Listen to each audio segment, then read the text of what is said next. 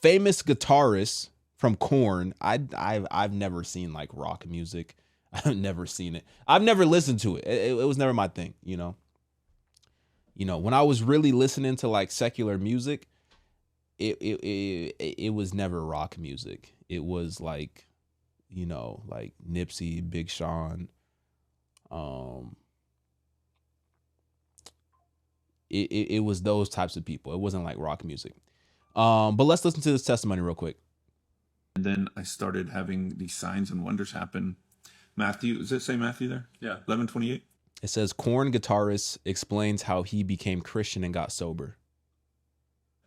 Come to me, Jesus said, come to me, all who are weary and burdened, and I will give you rest.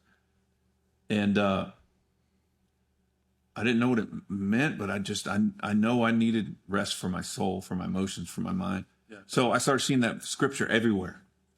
People started giving me the scripture. I'd get a gift, a Bible written. I'd go to church. It'd be up there, and the pastors and everybody was telling me that's God just telling you that's your verse. And so it tripped me out that God was real, and they were teaching me that God was real, and it was really cool, and I got like instantly addicted to that. It was like I have an addictive personality, but this is a healthy addiction. You know?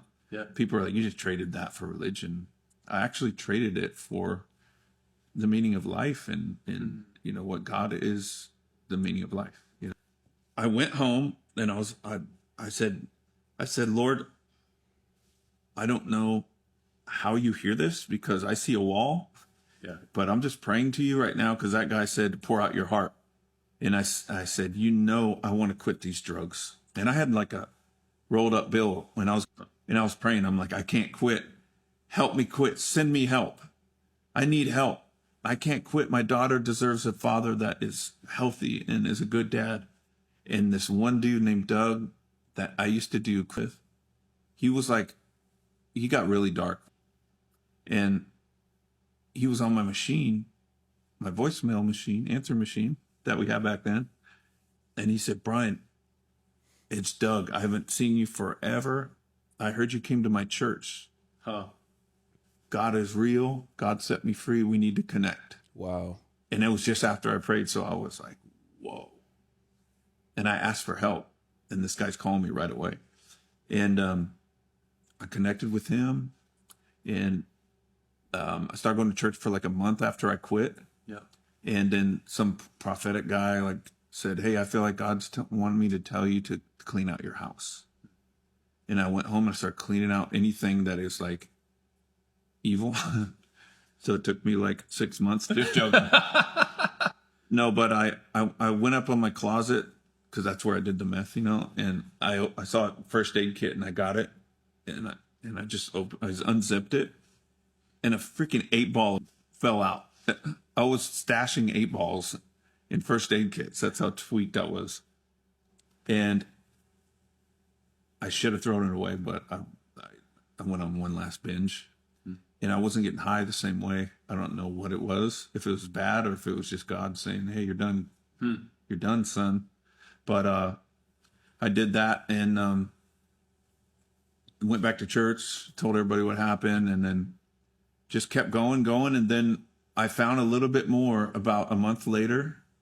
And then I remembered they said that Jesus fought the enemy with scripture. So I just looked at it and I was like, Lord, what do I do? What do I do? What do I do? I don't want to fall again. And then the scripture, I can do all things through Christ who strengthens me. There it is right there. Yeah. Came to me. And so I just started pacing in a circle. I can do all things through Christ who strengthens me. I can do all things through Christ who strengthens me. And then I had an idea. Pour it in the toilet. So I went to the toilet and went, shh. And that was the last time. Wow. Yeah. And that was it. And once I got past, because usually the Lord is not some fluffy, like, weak individual.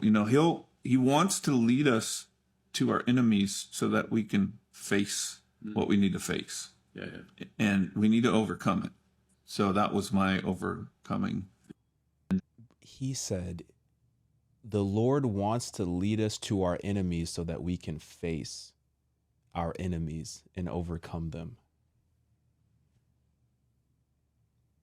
Wow.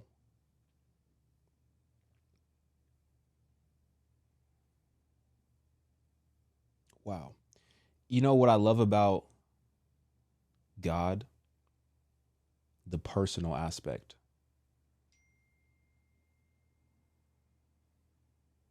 The relational aspect. He said he prayed. He said that he needed help. And look at the help that God sent him. The same person who used to do coke with him in the past called him right after he prayed, God, I need help. Called him and said, hey, I found out you're going to my church. God is real. And we can overcome this. Look at the help that he sent. The same person who you used to do your dirt with, yeah, I got him out the mud too, and I cleaned him up. I'm going to have him call you and tell you that I'm real and that I can help. That's crazy. And God does stuff like this. Like God connects dots that man would have never thought to connect. And when God pulls off these things, and when he goes into his supernatural bag and just really goes crazy, it's like, bro, I cannot believe that I ever once thought that you were not real.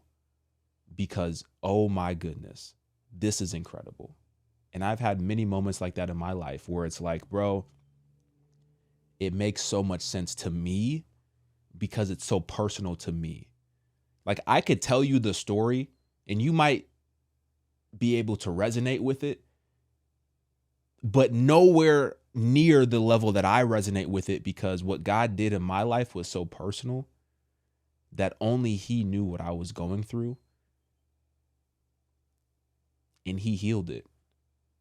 And he healed the things that were unseen that I didn't even know I was struggling with, but he went inside and he healed it.